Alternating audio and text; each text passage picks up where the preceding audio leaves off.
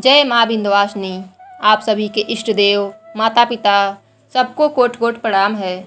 नवरात्र में प्रातः स्नान आज से निवृत्त होकर मंदिर में जाकर या घर पर ही दुर्गा जी का ध्यान करके यह कथा पढ़नी चाहिए।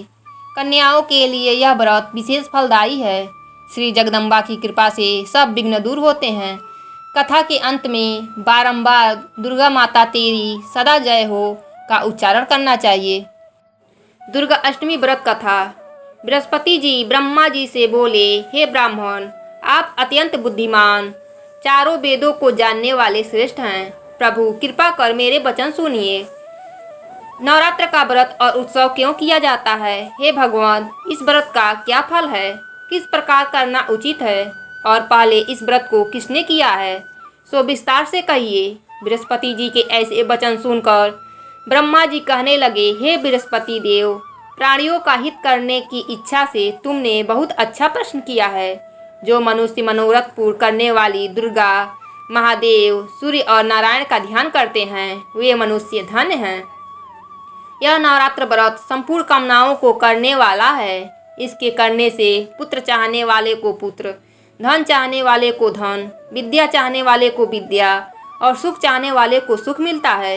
इस व्रत के करने से रोगी मनुष्य का रोग दूर हो जाता है। कारागार में बंद हुआ मनुष्य छूट जाता है। मनुष्य की तमाम आपत्तियां दूर हो जाती हैं। उनके घर में संपूर्ण संपत्तियां आकर उपस्थित हो जाती है। बाध्य और काक बाध्या की इस व्रत के करने से पुत्र पैदा हो जाता है।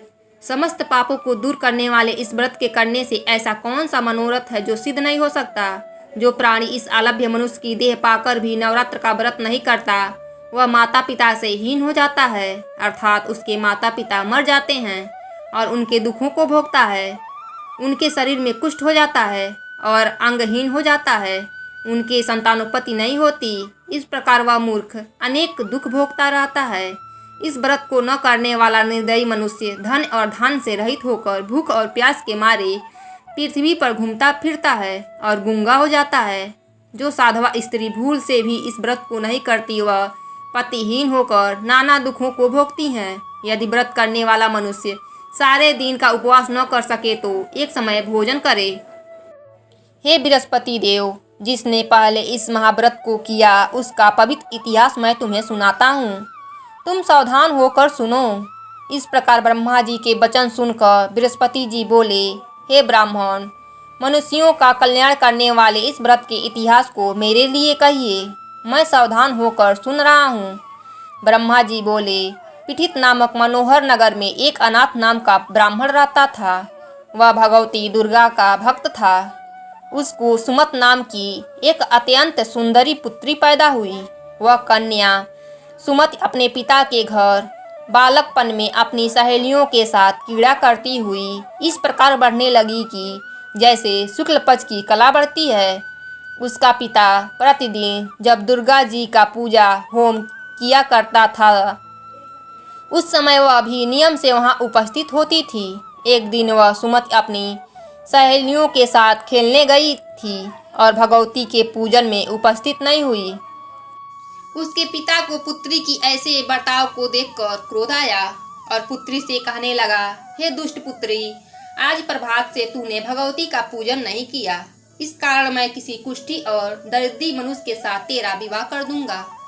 इस प्रकार कुपित पिता का वचन सुनकर सुमत को बड़ा दुख हुआ और पिता से कहने लगी, हे पिताजी, मैं आपकी कन्या हूँ। मैं आपके सब तरह से अधीन हूँ। जैसी आपकी इच्छा हो मेरा विवाह कर सकते हो।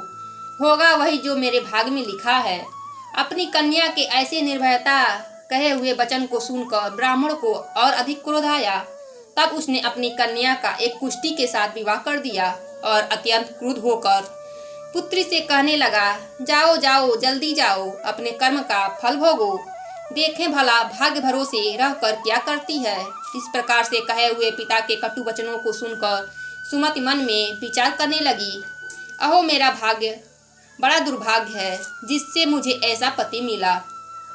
इस तरह अपने दुख का विचार करती हुई वह सुमति अपने पति के साथ वन में चली गई। भयानक कुशायुक्त उस स्थान पर उन्होंने रात बड़े कष्ट से व्यतीत की। उस गरीब बालिका की ऐसी दशा देखकर भगवती पूर्व पुण्य के प्रभाव से प्रकट होकर सुमत से कहने लगी, हे दीन ब्राह्मणी, मैं तुम पर प्रसन्न हूँ। तुम चाहे जो वरदान मांग सकती हो।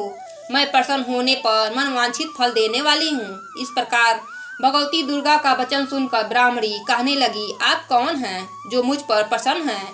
यह सब मेरे लिए कहिए और अपनी कृपा दृष्टि से मुझ दीन दासी को कृतार्थ करिए। ऐसा वचन सुनकर देवी कहने लगी, मैं आदि शक्ति हूँ और मैं ही ब्रह्मा विद्या और सरस्वती हूँ। मैं प्रसन्न होने पर प्राणियों का दुख दूर कर उनको सुख प्रदान करती हूँ। हे ब्राह्मणी, मैं तुम पर तेरे पूर्व जन्म के पुण्य के प्रताप से प्रसन्न हूँ। तुम्हारे पूर्व जन्म का वृतांत सुनाती हूँ, सुनो। तुम पूर्व जन्म में निषाद की स्त्री थी और अति पतिव्रता थी। एक दिन तेरे पति निषाद ने चोरी की। चोरी करने के कारण तुम दोनों को सिपाहियों ने पकड़ लिया और जेल में ले जाकर कैद कर दिया। उन लोगों ने तेरे पति को भोजन भी नहीं दिया। इस प्रकार नवरात्र के दिनों में तुमने न तो कुछ खाया और न ही जल पिया।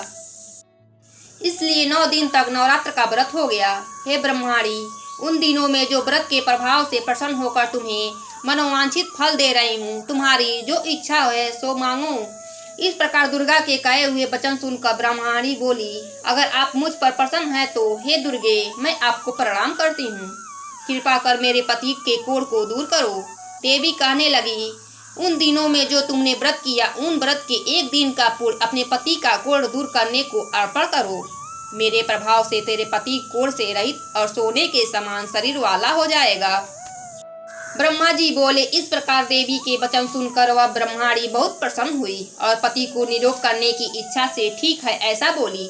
तब उसके पति का शरीर भगवती दुर्गा की कृपा से कुष्ठहीन होकर अति क्रांति युक्त हो गया, जिसकी क्रांति के समान चंद्रमा की क्रांति भी क्षीण हो जाती है। वह ब्रह्माणी पति की मनोहर देह को अति पराक्रम वाली समझकर स्तुति करने लगी, हे दुर्गे, आप दुर्गति को दूर करने वाली, तीनों जगत का संताप हरने वाली, समस्त दुखों को दूर करने वाली, रोगी मनुष्य को निरोग करने वाली, प्रसन्न होने पर मनवांछित फल देने वाली और दुष्ट मनुष्यों का नाश करने वाली हो।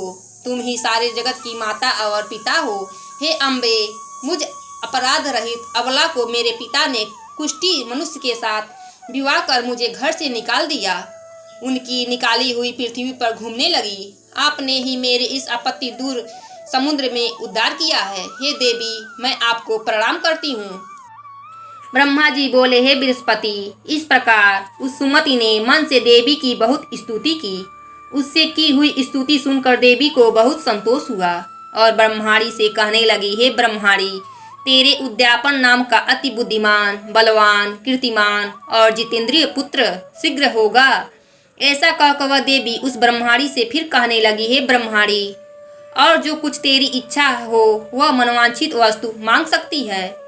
ऐसा भगवती दुर्गा का वचन सुनकर सुमति बोली, हे दुर्गे, अगर आप मेरे पर प्रसन्न हैं तो कृपा कर मुझे नवरात्र व्रत विधि बताइए। हे दयावती, जिस विधि से नवरात्र व्रत करने से आप प्रसन्न होती हैं, उस विधि को और उसके फल को मेरे से विस्तार से वर्णन करें।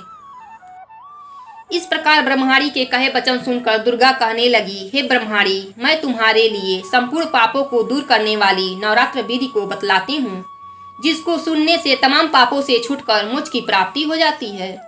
आश्विन माह के शुक्ल पक्ष की प्रतिपदा से लेकर 9 दिन तक विधि पूर्वक व्रत करें। यदि दिन भर का व्रत न कर सकें तो एक समय भोजन करें। पढ़े लिखे ब्राह्मणों से पूछकर घट स्थापना करें। वाटिका बनाकर उसको प्रतिदिन जल से सिंचन करें।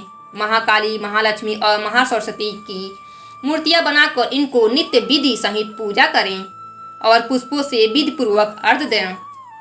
बिजौरा के फूल से अर्घ्य देने से रूप की प्राप्ति होती है और जायफल से कीर्ति की और दाख से कार्य की सिद्धि होती है। आंवले से सुख और केले से भूषण की प्राप्ति होती है। इस प्रकार फलों से अर्घ्य देकर तथा विधि हवन करें। खाड़, घी, गेहूं, शहद, जौ, तिल, बिलपत्र, नारियल, दाख और कदम्ब, इनसे हवन करें। गेहूं से होम करने से लक्ष्मी की प्राप्ति होती है। खीर से, चंपा के पुष्पों से धन और पत्तों से तेज और सुख की प्राप्ति होती है। आंवले से कीर्ति और केले से पुत्र होता है। कमल से राज, सम्मान, सुख और संपत्ति की प्राप्ति होती है। खाड़, घी, नारियल, शहद, जौ और तिल इनसे तथा फलों से होम करने से मनोवांछित फल वस्तु की प्राप्ति होती है। व्रत करने वाला मनुष्य इस विधान से होम कर आचार्य को अत्यंत नम्रता के साथ प्रणाम करें और यज्ञ की सिद्धि के लिए उसे दक्षिणा दे तथा महाव्रत को पहले बताई हुई विधि के अनुसार जो कोई करता है उसको सब मनोरथ पूरा होता है। इसमें तनिक भी संचय नहीं है। इन 9 दिनों में जो कुछ दान आदि दिया जाता है उसका करोड़ों गुना फल मिलता है। इस नवरात्र के व्रत करने से ही अश्वमेघ यज्ञ की फल मिलता है। हे ब्रह्माणी, इस संपूर्ण कामनाओं को पूर्ण करने वाले उत्तम व्रत को तीर्थ, मंदिर अथवा घर में ही विधि के अनुसार करें। ब्रह्मा जी बोले, हे बृहस्पति, इस प्रकार ब्रह्माणी को व्रत की विधि और फल बताकर देवी अंतर्ध्यान हो गईं। जो पुरुष या स्त्री इस व्रत को भक्ति पूर्वक करता है वह इस लोक में सुख पाकर अंत में मोक्ष की प्राप्ति हो जाती है। बृहस्पति, इस दुर्लभ व्रत का महात्म मैंने तुम्हारे लिए बतलाया है। ऐसे ब्रह्मा जी के वचन सुनकर बृहस्पति जी आनंद के कारण रोमांचित हो गए और ब्रह्मा जी से कहने लगे, हे ब्रह्मण, आपने मुझ पर अति कृपा की जो मुझ पर अमृत के समान इस नवरात्र व्रत का महात्म सुनाया। हे प्रभु, आपके बिना कौन इस महात्म को सुना सकता है। ऐसे बृहस्पति जी के वचन सुनकर ब्रह्मा जी बोले, हे बृहस्पति देव, तुमने सब प्राणियों के हित करने वाले इस अलौकिक व्रत को पूछा, इसलिए तुम धन्य हो। यह भगवती शक्ति संपूर्ण लोकों की पालन करने वाली हैं। इस महादेवी के प्रभाव को कौन नहीं जानता है। बोलिए दुर्गा माता की जय।